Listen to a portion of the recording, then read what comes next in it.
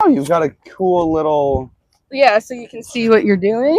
Oh, awesome. I'm going to have to maybe find me one of those. Yeah. Did that like come in the whole pack? Or did you No, have this to... is separate. These two came together, but it's very helpful if you're trying to use your back camera. Oh, hi, squirrel. This is a great start to this interview. Well, I am here today with Reece Axel-Adams.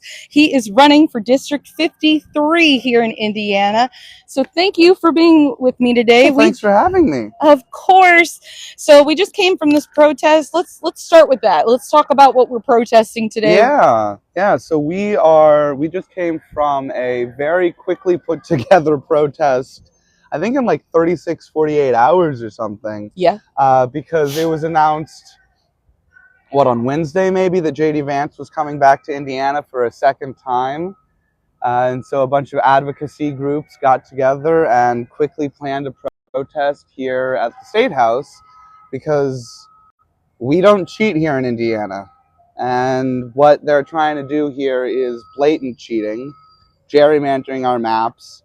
Not only is it cheating, it's also racist. I mean, as Senator Hunley, who is the last speaker, she represents the Indy area, for those of you who don't know, or parts of it at least, said, there's no mistake that they're targeting both Fort Wayne Lake County and Marion County, the two most diverse counties here in Indiana, and the two blackest counties and the two brownest counties. So yeah, we just came from that. It was for being very rushedly put together. It was good. I mean, yeah.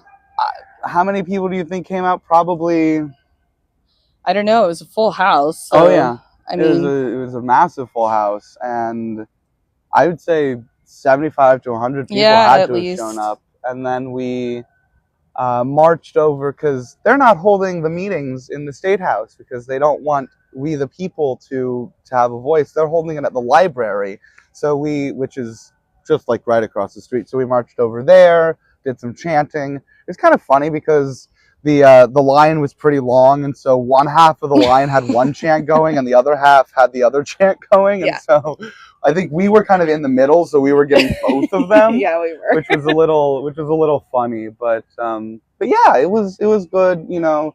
As I say to anybody who asks me at one of these how I am, I say I'm sad that I have to be here, but I'm glad that I'm amongst friends. Yeah, that's a great way to put it, I think. But I thank you for being here. Thank you for doing the interview and showing up for these protests. But let's talk about your campaign.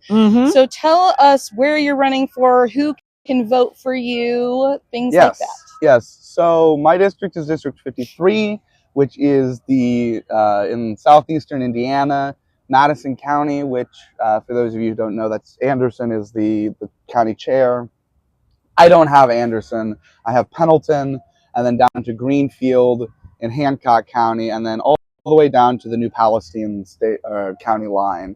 And then I've got some of the outlying rural districts. We were actually just talking about this on the way over here, but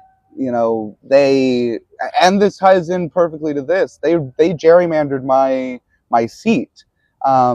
Because my seat used to include both Lapel and Fortville, which are, along with Pendleton, sort of two not hugely blue areas, but they've got blue dots. They're definitely more blue than other parts of your district, for sure. As somebody who lived in Pendleton and worked in those areas, Lapel definitely had a strong blue presence. When you drove through there, it was a marked difference. So that doesn't surprise me that they did that. Yeah, and so back in 2021, when they made their last redistricting push, legally this time, and because that's what the census does. Right, exactly. That's when we redistrict. We don't do it in 2025, halfway through the decade. But so they did that, and then they cut out Centerville, I think that's the town next to Greenfield. I don't know the town name because I don't cover that. Right. But they cut that out, and that's also a pretty blue dot there. So yeah, it's a pretty Republican district. The guy who won it last time, Ethan Lawson, who's my opponent this time, won by like 40 points, 30, Wow. 40 points. That's Yeah. a lot. Yeah. It was a slaughter for Nate Anderson, who ran last time. But, you know, I'm just out here giving people a choice. Of course. That's what, you know, I'm 22, so I've only been able to vote now for like 4 years. Mhm. So what? Well, That's like, yeah, let's talk about your age a little bit. So what would you say to people who say you are young? Maybe you're too young. What do you think about that? I think, you know, the one thing I have to say to them is watch me. I mean, look, the thing people don't understand or don't realize or remember is that our founding fathers were young. Absolutely. When Hamilton penned the Federalist Papers, which are some of consequentially the most important non-government papers to ever have been written during that time, he was 30. Yeah. I can't remember all of the names and the ages, but like Washington was young when he led the Continental Army. Adams was older, but that's because he was a sort of a statesman. But you had so many of these people: Jefferson, Hamilton, Aaron Burr. They were all young people. Yeah, like and 20s. Yeah, 20s, early 30s, and they didn't wait for permission. You know, they didn't wait for some old guy to say, you know what, it's your turn now. Neither did MLK, neither did Harvey Milk, neither did John Lewis. So many of our figures who have like changed American history didn't wait their turn, and were quite young. Yeah. So why not? Yeah, of course. And I think people who are younger have more energy. I mean, like once you get in your 30s from just personal experience, it gets harder. Oh, don't scare me. Well, your body is just like, it's don't oh scare my me. gosh. I know so I had my birthday on Monday, and I joked with my parents and a couple of my friends, you know, I woke up this morning and I didn't feel any different. That's a win for me. Hey, yeah. Back didn't hurt, knees didn't ache.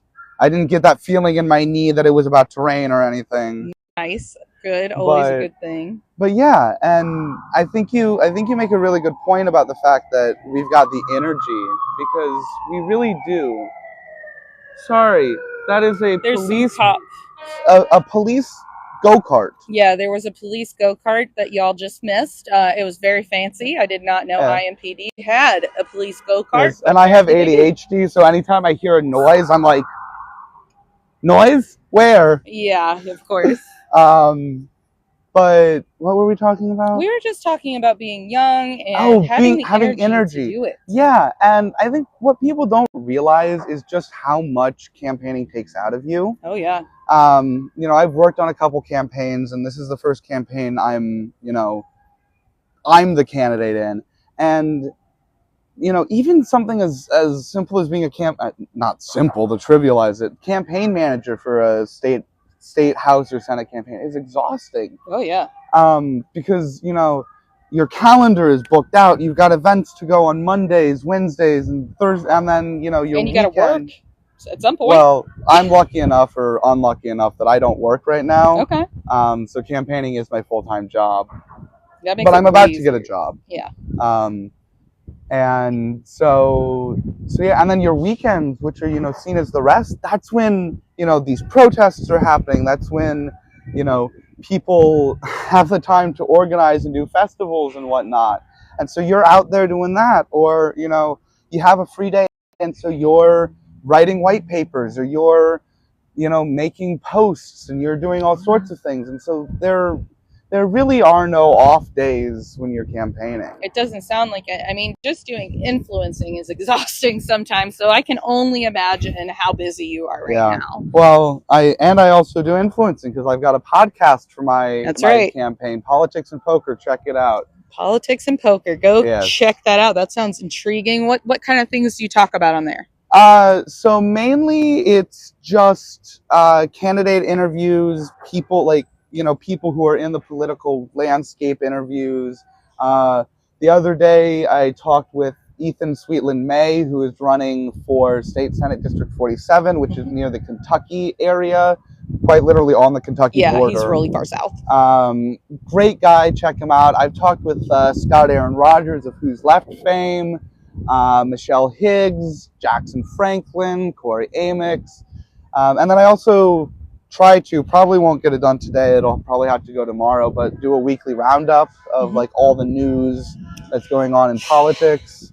Because I'm a news junkie. If I wasn't a politics person, I'd probably be a news reporter or like on-air talent or something like that.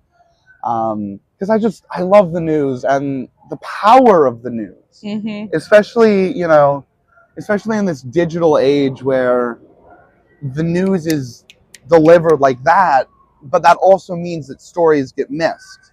Because, if you have two stories that happen at the exact same hour, but one's a whole lot more intriguing and drives those clicks, that's the story that's going to get attention. And so you get small stories like this. I mean, I was excited to see all the news stations. Yeah, there were like 3 there. WFYI, Channel 8, and I think 13 was there too for a little bit. Yeah, they were there earlier and like before it started, and then they left halfway through. Yeah, and so, the fact that they came out means that, who knows if it'll make it onto the TV. It could end up on the cutting room floor just because of time. Right. But, at least they were here and covering this. They were aware of it. Yeah. And that's huge because I feel like in Indiana, as Democrats, we often don't get noticed, which is kind of why I started this page, is to kind of get out and show that there are Democrats here. We are a more purple state. Yes. But actually, sorry to interrupt. No. On that point, when I was younger, I used to make this joke that I love living in Indiana because nothing big seemed to happen here. We weren't like Florida or some of the other states that are constantly in the news. For like, and I was young. Man. Well, I was younger, and so like I was more meaning like hurricanes, or tornadoes, or earthquakes. We weren't in the news ever, and like that's why I liked living in Indiana. But now as I grow older, it's like that's kind of not good because to tie this back to the redistricting push, that's why they came to Indiana. They started in Texas because Texas had the most to give them, and they realized that they messed up. Because Texas Democrats went, we're leaving, and it was a huge news fiasco for like 2-3 weeks. One of the only things that the news stations were covering was the redistricting fight. But you come to Indiana, and it's like, oh yeah, and Indiana. Yes, because they're also trying to take 2 seats from the 2 very many seats we have. Yes, yeah, and it's like we're an addendum to it. But I think now that Texas is done and Indiana is really into the spotlight, I think we're starting to get some more news coverage, but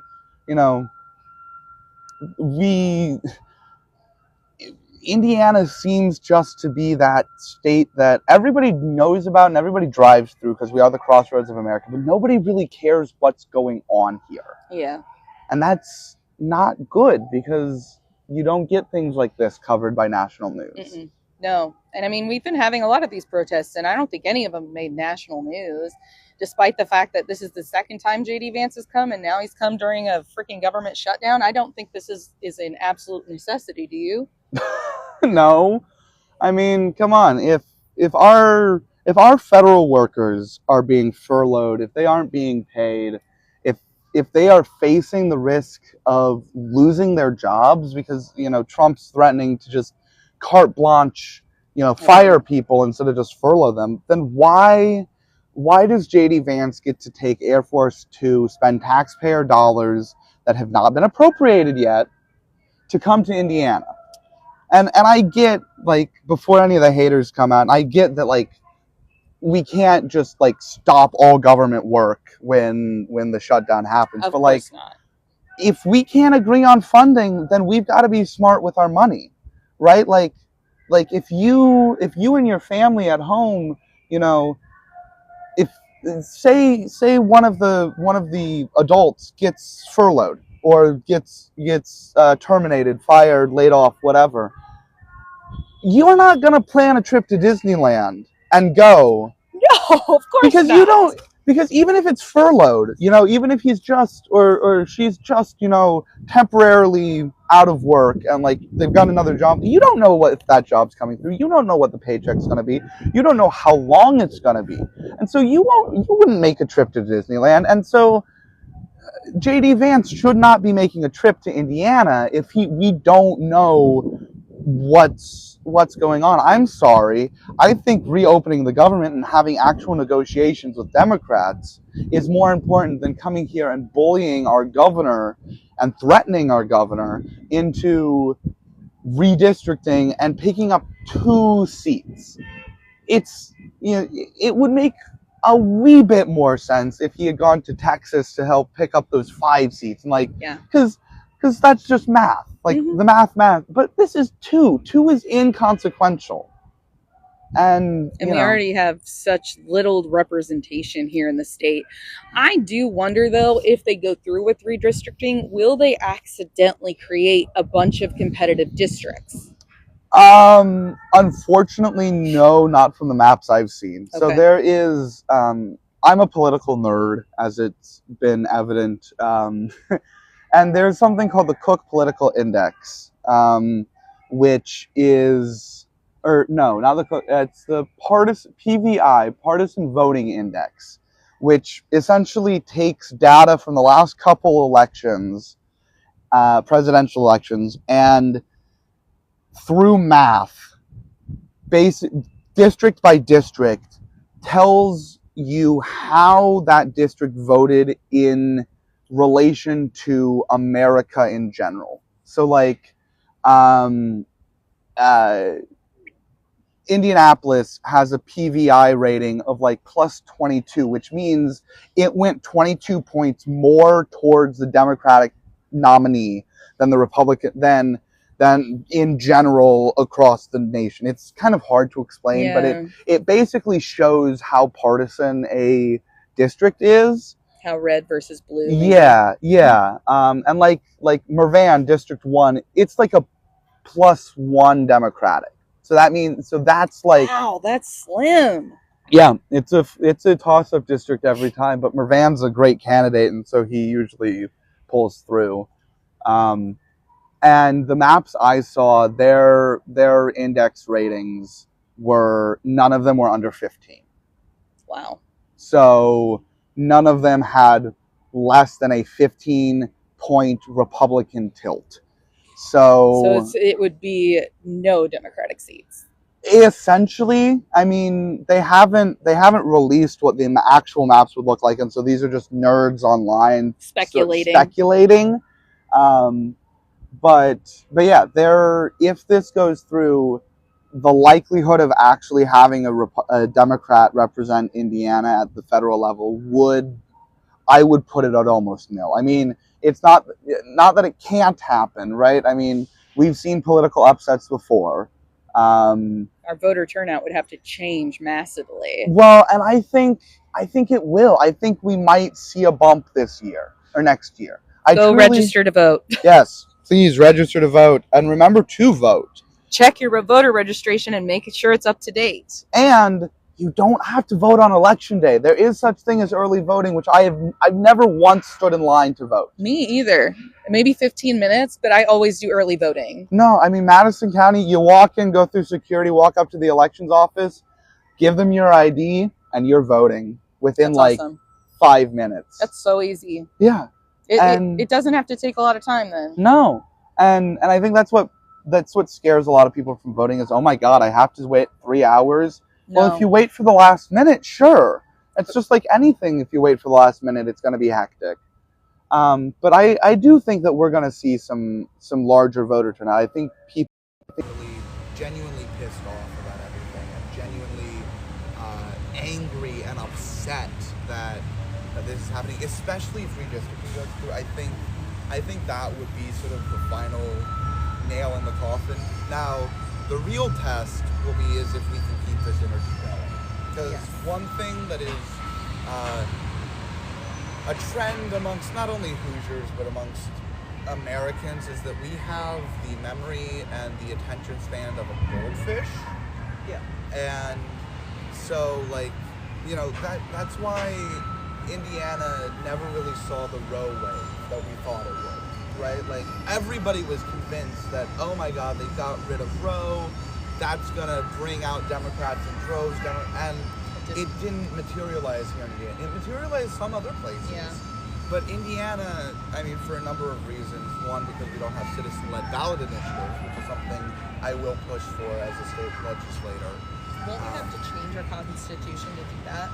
Yes. Yeah, because they changed it. If you don't know, they changed our constitution in Indiana to remove the ability to do ballot initiatives in the 80s. So. Well, so that's not to get all politically sciencey on you. That's technically not true. There are still ballot initiatives, but they are legislature-led ballot initiatives. So it's not the same. No, it's no. So what happens, and it's really convoluted. What happens if we want a ballot initiative? The legislature has to, for 2 consecutive terms, vote for the ballot initiative, and then that ballot initiative goes to the people. That's just some bullshit. Yeah. No, it's a very convoluted place, which means we don't have legal weed, which means we don't have access to health care, which means, or abortion care, or it's health care. Yeah. I mean, we have horrible maternal rates, and it's getting worse, especially in our, our people of color communities. Especially, it's like skyrocketing since Roe was overturned. And I mean, you see all these pregnancy centers pop up around town that you're like, okay, is this a place that I'm cheering for, or should I stay far, far away from it? Because is it one of these actual pregnancy centers that is actually going to, provide good help, or is it one of these places that just has volunteers and pressures people out of, choosing what is best for them? Exactly. Yeah.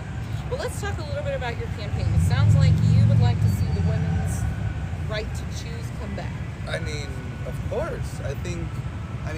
One, I don't think that you can be a Democrat without supporting it, right? Like, and I don't think you can also, be a good, decent being without supporting that, because what if, regardless of how you see abortion, right? Like, personally speaking, would I love to see the number of abortions go down? Sure. But that would also mean that the number of contraceptives we have go up. That would mean that, we're teaching actual safe sex in school and not just abstinence only. And something I learned last night from Ethan, his opponent in the race proposed to remove the need to teach consent, or the requirement to teach consent, and to leave it to school board by school board. Yes. Because as he said, some communities have different opinions. I'm sorry. It's unacceptable. I know what you're talking about exactly, and it's just like, as somebody who works with little kids, consent needs to be taught from a very young age because of child sexual abuse. Yeah. That's just how it is. As Ethan said, and I got a chuckle out of me. These are the places, the communities who don't want consent taught, and the communities that really need consent taught in school. Yes. But like, back to the point, when you strip away a woman's right, a person's right to choose, you are telling them that they are, in fact, a second-class citizen. They don't have the same rights as somebody like me, who will never be able to get pregnant and who never has to worry about getting pregnant. It's the same thing as, a lot of people use the slippery slope argument. That's one of the most famous logical fallacies. But this truly is a slippery slope. Like, and it's not even hyperbole. They started with abortion. Now they're going to vaccines. What is control? Yeah. What's next? They've attacked birth control. What is next? What is the next thing that has a genuine cultural divide in America, that they can say, okay, we're going with the most progressive and oppressive point? It's to keep women in poverty. It's to keep women in the home. It's trying to force women out of the workplace. But it's more than just like, your right to choose, right? It's health care, because we've seen women die, even in Indiana, because they were not able to get abortion health care and died of sepsis, who wanted to be moms. Yeah. They wanted that pregnancy, and because they could not get the health care they need, they lost their life and or their ability. Some people are just losing their uteruses and making it so they can't have children. So I'm like, what are we doing? Yep. And now we've got the CDC or the FDA administrator Bobby Kennedy telling women not to take Tylenol while they're pregnant. And like, correct me if I'm wrong, because I've never been pregnant before. Okay. But like, Tylenol is one of the only. It's the only safe one. I think. One. Yeah. It's like very safe. So if you are having a fever or like spasms or cramps or just pain because you're pregnant and it's a lot on your back. And like, aside from the back pain, but like fevers and spasms, they can harm the baby. Well, they can harm your brain too. If your fever gets too high, you can die from that. Yeah, and so how is that pro-life? How do we call getting rid of or encouraging women not to take a life-saving substance, in many cases, or at least just a relieving substance, right? Like, pregnancy is already horrible. It does not look fun. It's like, pregnancy's not for me, but for everyone who else does, it looks awful. I mean, what's next? Are we going to tell people women that they shouldn't be getting the epidural while they're giving birth? Well, there are people already saying that in the Republican Party, and they have been for a long time, like saying things that, like, if you get an epidural, you don't connect to your child as much, like blaming postpartum depression on epidurals. Yeah, and that's more like the homesteady, like Chad wife, housewife, like that, which is a whole nother topic that there's an idea for a video series for you. But it's just, it's crazy. And not only that, it's blaming the parents for it's just, it's crazy. And not only that, it's blaming the parents for if your child has autism. So I worked with children with autism for about 9 months. Okay. One of my favorite jobs, not only because the pay was amazing, but the children, they were just so amazing. I mean, it was a taxing job, but it was just such a gratifying job too. And these parents are already under so much, and to now to have the top health official, even though he does not have a doctor, a medical license or any sort of formal medical training, clearly has a neurological disorder, because your voice, as a speech language pathologist, your voice does not do that without a neurological condition. So I'm just like, I don't understand why anyone is trusting this person. Plus he has a worm in his brain. Yes, so. it's self-proclaimed worm. I don't know. But he, you've got this person now saying, well, if you take Tylenol while you're pregnant, then there's the 50% chance that your child's going to have autism, and it's like, it's now putting the blame on those parents. Yeah. And I don't know if you heard recently, but at one of the last, it was one of the kissing Trump's ass cabinet meetings, where Bobby Kennedy said that there is a 50% correlation between circumcision and autism. I don't know if you saw that. Yeah, I did. And it's like, first off, you're telling a whole bunch of people who, for a lot of religious reasons, get circumcised. And then also for his looks like mine, or mine looks like this, so his might as well look like mine. And now you're telling them that, whether it be for the religious reasons or for just cultural reasons, you get your baby circumcised, that leads to the chance of them having autism. And so it's like, I don't even have to say it's not true, because it's, I know, just for the sake of who's watching. Yes. I mean, we should preface this, none of this is true. Yes, autism is genetic. Yes. That is the end of the story.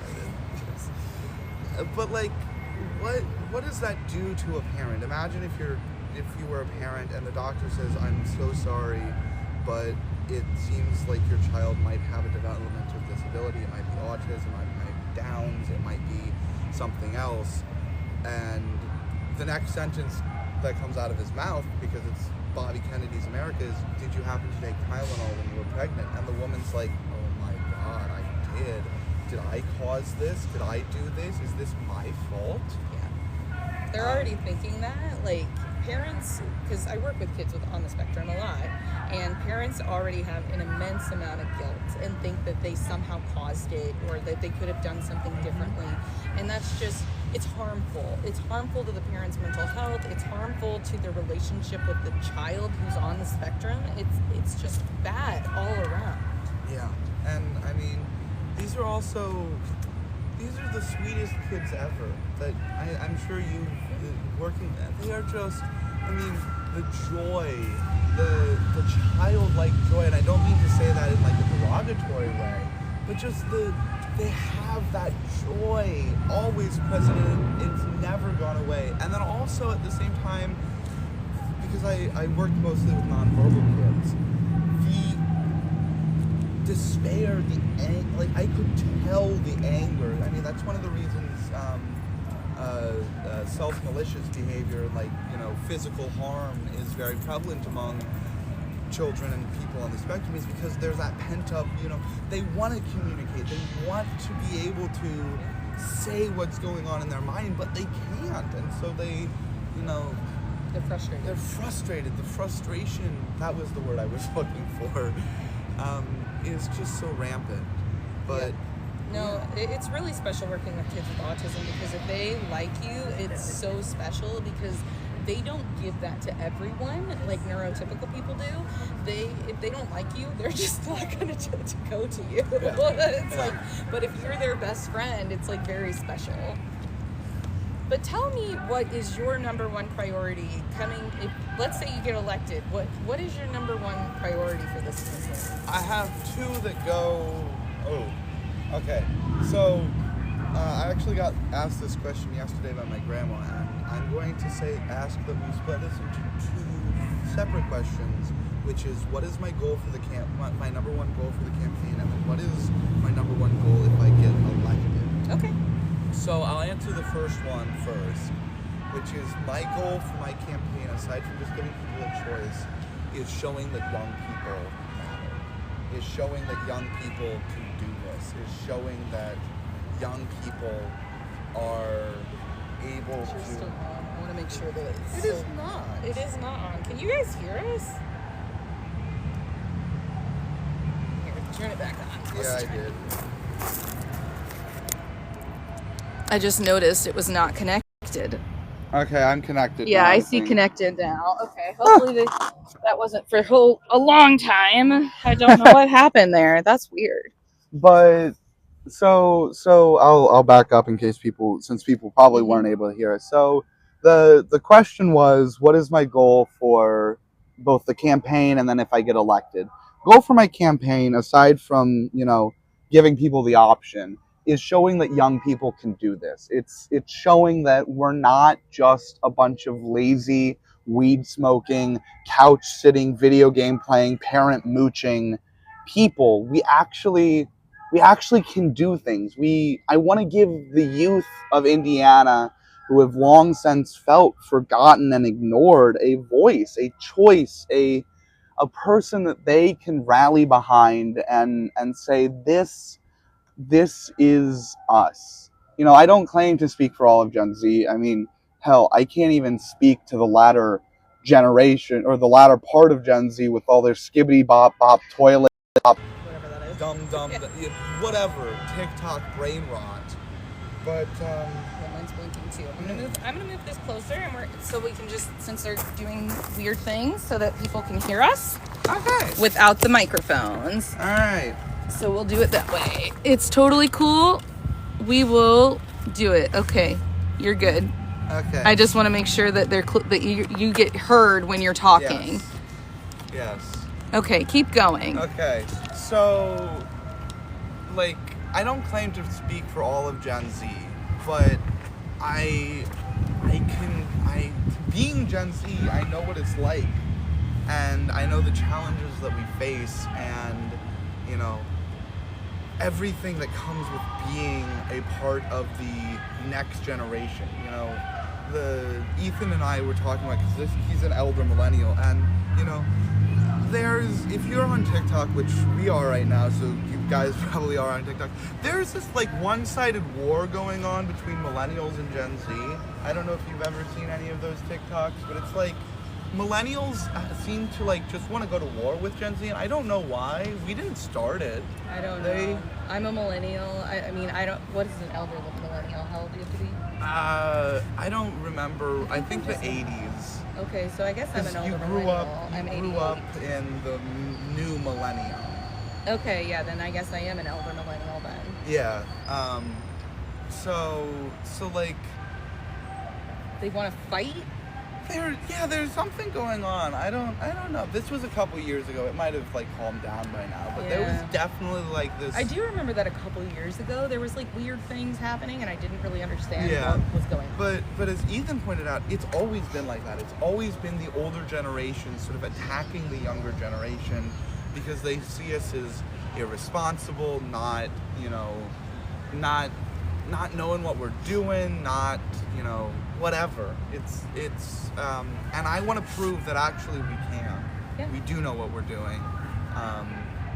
And then the answer to the second part of the question, which I made, which was what's my top priority if I get elected? It's actually a twofold thing. It's fixing the damn roads and legalizing cannabis. All right.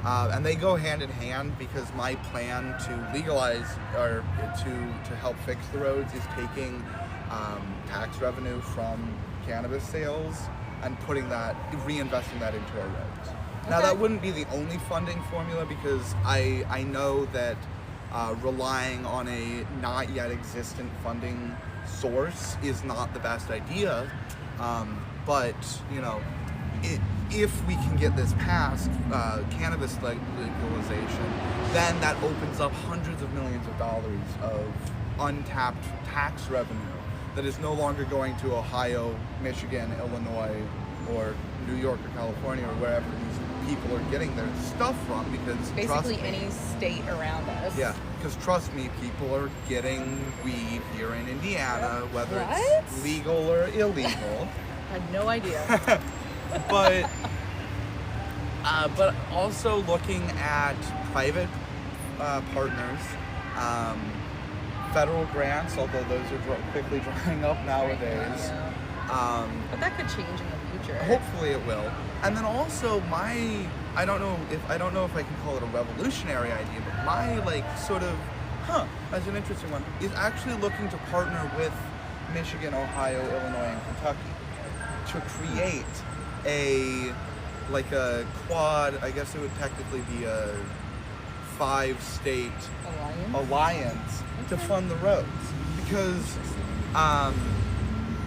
we have thousands of residents from all of each of those 4 states who come in to work, to visit, to travel, and then work in the other states. Yeah, and these residents need good roads too.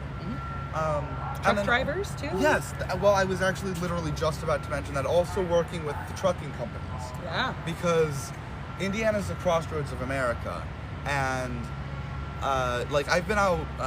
One of my partners used to live on the West Coast in Washington, and driving there, driving anywhere in the Southwest is completely different than driving in Indiana, because you're lucky if you pass a dozen semi-trucks on your way to your destination. Really? Yeah. But Indiana, I mean, we're talking right now, there is a semi-truck right there. Yeah. I pass at least 100 semis if not 200, 300, 400, 500 semis every day. They're all over the city. I drive to people's houses for my job, and they are everywhere on every road. Yeah.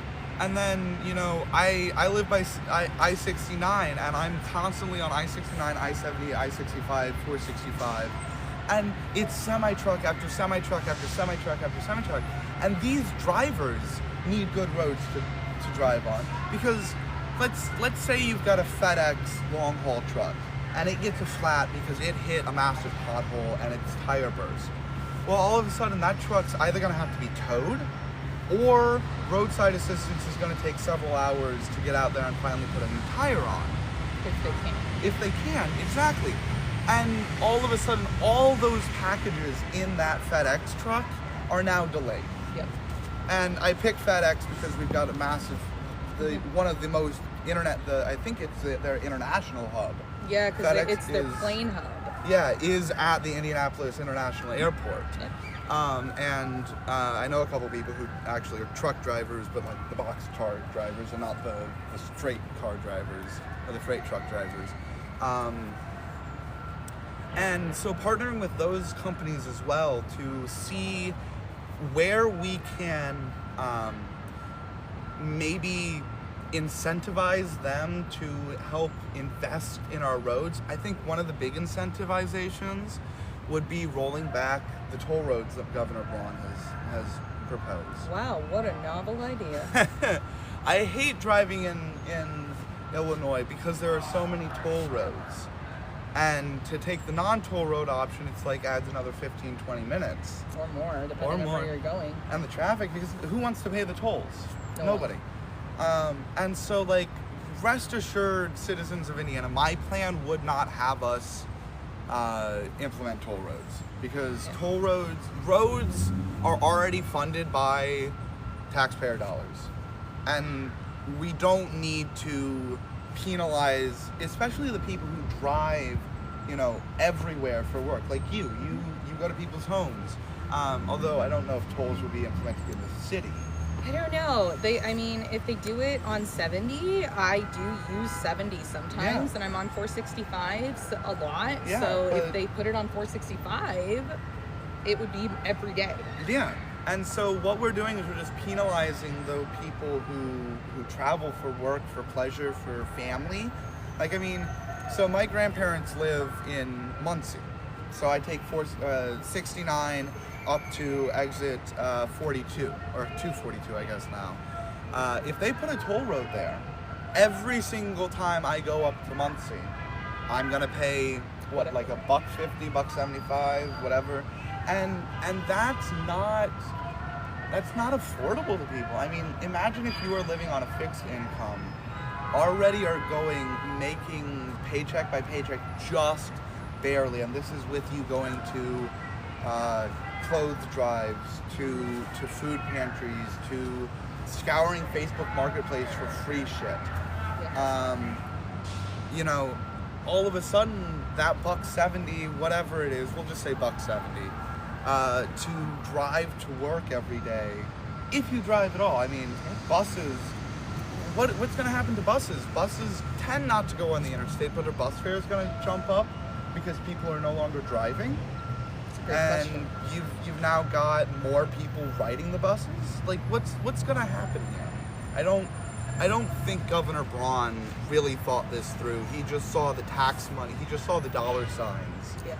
And was like, this is a good plan because I got to somehow reimburse the state for the almost $500,000 I spent on installing a helipad at my private residence in Jasper, Indiana, so that I can fly from Jasper, Indiana to Indianapolis, Indiana, even though they have a very, very, very nice governor's mansion here in the state. Yeah, they do. It's insane to me, this whole toll road idea. I don't get it. What do you think about doing like an audit of the government budget in general? Because I feel like we have gone through this several times, and I've talked about this a lot, where we let casinos come because they said they're going to use that money, the tax revenue from that, for the roads, but that seemingly didn't happen. And the lottery, same thing, but that didn't happen either. So yeah. I want to know, where is that money going? Exactly. Well, I mean, I'll never say no to an audit, right? Like, that's government accountability 101, is that we have either an independent agency or some elected official. Like, I think the auditor is an elected official. It is. And, there's the only people who are against audits are, I think, people who have something to hide, right? Like, if you don't want to, why wouldn't you want to know where the money's going? We should know where the money is going. I mean, it's our money. It's not like Indiana is a business that is selling something. It is a corporation that is taking money from its people. And you would not stand for a nonprofit that you donate to, a not insignificant amount of money to not say where that money is going, what they're doing with that money. And so, of course, I mean, I think there should be yearly audits. I don't know how much that would be or how that would work. I don't know how the audit question honestly caught me off guard, because I have never. This was the first time since launching my campaign that I have even thought about the audit and stuff. Oh, I think it's important though, because like if you follow the money here in Indiana, the math doesn't math. No. And I think it's a big thing, and I think that honestly is something really important, and why I like to bring it up, because Republicans tend to care about that. They do. And this is what baffles me. Governor Braun released a statement a few days ago about how Indiana's fiscal responsibility has grown since he's taken office. Yeah, I saw the eye roll. And I'm just like, how, I already mentioned the helipad. He also uses taxpayer money to fly. Yep. And, our Secretary of State and Lieutenant Governor have both bought luxury minivans or SUVs. Yeah. And how is that fiscal responsibility using taxpayer dollars? And then on top of that, denying FOIA, Freedom of Information requests, to, for us to find out where our taxpayer money is going. How can we say that we are a fiscally responsible state when our executives are spending, I believe would be like a combined $1.5 million on these things that, I drive a junker. I drive a 1998 Honda Accord. That thing squeaks when I start accelerating. That thing has an acceleration rate of 0 to 60 in like 30 seconds. Yeah, 45 seconds. It is a slow thing, but it works. It gets me from point A to point B and occasionally point C. I'm not, if I get elected, I'm going to be making $32,000 a year, 46-ish if we're in a budgeting session, because we got $192 per diem pay. Will I probably eventually buy a nicer car? Yeah, but it's not going to be like a Camaro or a nice Buick or something like that. It's going to be like, base model, whatever. A Mazda 3 probably. Mazdas are my cars. Okay. Mazdas and Hondas are my cars. So it'll be like 2015, 2013, like something basic. It's not going to be the top of the line, just came off the assembly line. I just don't know how people even afford that right now. I don't know either. It doesn't make sense. What it is it's old money and people who are part of the high managerial class that, have for decades screwed over the little people, the little guy, the working people, the people who, not to sound all communist, but who make the means of production, who are literally the means of production. I don't think that we should seize the means of production. I think that we should redistribute the means of production. And, so I'm a baker. And one of my favorite companies is Bob's Red Mill, because they are a 100% employee-owned company. Oh, I didn't know that. Yeah. They proudly say that on all of their labeling. And I buy them. I just didn't know that. Yeah. Now, do I pay a premium because they're an employee-owned company? Sure. But their stuff is premium quality, and I'm willing to support an employee-owned company because, when the employees own the we that gives incentive for them to do good work. That's the same thing with Costco. I love Costco. Mm-hmm. We spend way too much money at Costco every year. I think that's just the sign that you live in Indiana. But I was at Costco with my mom the other week, and we commented as we were leaving the store, the people there are so nice. Oh yeah. And my mom interjects and she's like, well, Reece, it's because they get paid a lot of money. Costco's a good company to work for. They get paid good money. And so they're happy at their job. And so and I respond, yeah, and so that makes them happy at their job, because when you are taken care of from above, that trickles down. Yeah. That's the true trickle-down economics there, and not The whatever only kind. not whatever Reagan has tried to sell us in the 80s. And that was cooked up by the Heritage Foundation, just like all of this bullshit. But we have about 10 minutes. Okay. So is there anything you really wanted to talk about, you want to get out to people right now? Well, I think we already sort of talked about it, but it's young people matter. By the fact of being young people, by the fact of the way time works, we are the next generation. Yeah. We are, we're not some, fantastical, who's the next generation. It is us. We're the people. I just turned 22. I think Gen Z starts at 2099 maybe, and so they are 25, 26 years old. You're adults. We're adults. We're taxpayers. Mm-hmm. We pay taxes. We vote. We contribute to society in other ways other than just by those things. And to tell us that our time isn't now, that we have to wait our turn, that we have to just sit back while the old people take care of it. It's like, no. You, not to be crude or crass to the old people, but you're the reason we're in this mess. Okay. You are the reason we are here, and if we want a future for our youth and for the Gen Alpha and the generation that comes after Gen Alpha and the generation after that and the generation after that, we have to start by rebuilding things. One of the things that I say a lot is one of the reasons I'm running is to make the American dream, a dream that has been long since thought of as dead by our youth, a dream again. Okay. Because, we talk about how America is the land of prosperity, where you can do anything if you put your mind to it.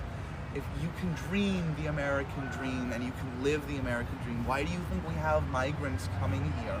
Because Reagan, I don't agree with Reagan on anything, but he said America is a shining city on the hill. And we are, or we can be. We used to be.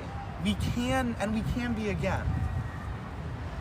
But that starts with electing young people. That starts with fixing the broken systems that haven't worked.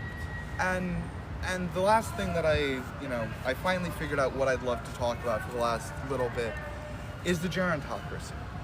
Okay. I will, I said this last night, it might get me in trouble with the state party. I don't care. I think it was a mistake to elect Karen Talbin as our party chair. Okay. I think not only was it a mistake in replacing a young, energetic man party chair in Mike Schmuel. He ran, for those of you who don't know, he was our party chair from 2020 to 2024. He ran Pete Buttigieg's presidential campaign. I have my problems with Schmuel. I think a lot of people did, too. No one's perfect. Nobody's perfect. But to replace him, he was in his, he was a ginger, so he had the red hair, the beard. He looked young. He was probably in his late 30s, early 40s. To replace him with an old, gray-haired, short white lady, I love old white ladies. They are the bomb. I love them. They're so much fun to be around. Nursing homes are a lot of fun because it's just the old ladies being passive aggressive, but also being very sweet at the same time. Bless your heart. Oh, bless your heart. Yes, and you can never tell with them if they actually mean it or if it's in the southern way of child. Exactly. But if we want a party in Indiana that reflects the people in the party, then we need young leadership. We need young people at the helm. We don't need old people. And I've met Karen once. She's a wonderful woman, and I have no doubt that she will be able to do a good job at what she thinks is best. Yeah. But I hate to say this, the gerontocracy does not have its pulse on most of America. it does not have its pulse on what we think is best, and in many cases what we know is best, because it's been tried and tested in other countries. Why is it that President Cloudbaum in Mexico is the most popular world leader, or at least the most popular leftist world leader? It's because she's young and she is getting shit done, whereas other leftist leaders or people on the left are really unpopular right now all over the world. But she has been able to break that mold because she's actually getting things done, and that's because she's not running that same tired old playbook of, well,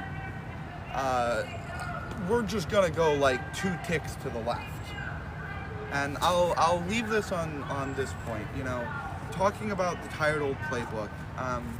What a lot of Democrats in Indiana have done is run the Republican light playbook. Yeah. Basically, I'm a Democrat, but I believe in a lot of the things Republicans do, but there are a few like key differences that I don't believe in. And I tell people all the time when I'm talking to them and meeting with them is, you know, if I have 2 cans of in front of me and it's Pepsi and Diet Pepsi or Pepsi Light, I'm gonna go with Pepsi every single time. Because why have the 0 sugar version when the regular version is right there? That's the same thing with elected officials. If you are given a Republican and a Democrat who is essentially a Republican light, what is the incentive to vote for that Democrat? There's nothing exciting about it. No. That's an independent to me. And, you know, I'm not saying that, you know, Democrats shouldn't, You're good. Keep going. okay. I'm not saying that Democrats shouldn't try and reach out and make connections across the political spectrum. But we have to do it in a new way that isn't just, hi, I'm your local candidate. I'm just like the Republican, but here are like 3 key differences in me. It's, hi, I'm the new energetic candidate that you want to vote for, because not only do I have the energy, but I have the ideas that are popular. Yeah. Democrats fall in love. Republicans fall in line. Yep. So tell people where they can find you, where they can donate to you. Yeah. So it's Reece for Indiana on all socials. I'm also pretty active on my personal Facebook page, so if you want to follow me or give me a friend like there, it's just Reece Axel-Adams. There are no other Reece Axel-Adams on Facebook, so if you found me and it's a guy going like this, that's me. And then my website is Reece 453. Those are the numbers 453 because my district is 53. You can donate there. My Act Blue is on there. Like, comment, share. I could really use some good Facebook comments because I've got a lot of trolls going after me. The most common one right now is that I look like a clown because of the hair. Yeah, because you have different color hair. Yeah, which for any of you who are put off by that, rest assured I'm going to a silver fox look once it comes to election time. Oh, yes. fun. That's usually my hair color, but I've decided to have a little bit of fun with it right now. I like the color personally. Yes, I do too, but you do have to have just a tad bit of professionalism, especially in Indiana. So yeah, Reece for Indiana on all the socials. Check out Politics and Poker. That's live streamed on my personal Facebook page for now until I get more followers on my Politics and Poker Facebook page. Reece453.org. Check it out. Donate if you can. I'm asking for $1. Not 10, not 100, not 50, $1. And if you can make that a reoccurring donation every month, I'm not going to get any money from the state party. That's already sort of a foregone conclusion. And it's unlikely that high dollar donors are also going to want to support me because of the numbers. But if we show them that we've got a lot of small reoccurring donors, that can change their minds. Okay. So if you can donate $1, if you can donate more, please go do that. But go give him a follow or them a follow. Sorry about that. I use any and all pronouns. Okay. So. Well, I'm sorry. I just didn't want to misgender you at all. I appreciate it. But thank you so much for coming. I'm so glad I got to meet you. Thank you for having me. Yes. I'm so Yes, glad we we've got to been- meet in person. I know we've been texting and communicating through some things, and it's like finally we get to meet in person. You're a I'm real like, person. You yes. have legs. Well, I was like, okay, where is she? Where is she? And then I saw your shirt, Yes. and it was like, I saw the and in, and I'm like, I think I know who she is. Yeah. So exactly. yes, it was wonderful finally meeting you. And if you want to come on my show sometime and Absolutely. talk about what you're doing, I Yeah. would love to have you. Let's set it up. Let's do it. Awesome. All right. Thanks, everybody. And like I said, go follow them and give them $1 a month if you can, or more, or maybe just a cup of coffee. $3, $4, $5, every That'll buy bit. donuts for this team. Yeah, every little bit matters. So, Yep. but make sure to follow me and follow them so that you don't miss any of the new stuff. Thanks, All right. everyone. Ciao.